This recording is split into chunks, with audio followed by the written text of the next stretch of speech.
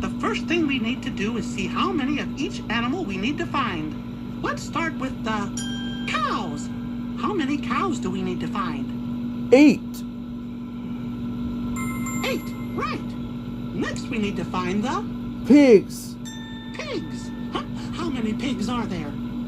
10. 10, you got it. And last but not least is one elephant. 1 elephant. Gosh, that's a whole lot of animals. Not if we take it one animal at a time. First, let's look for the cows. Mystery mouse good tool. What can we use to help? I hear them.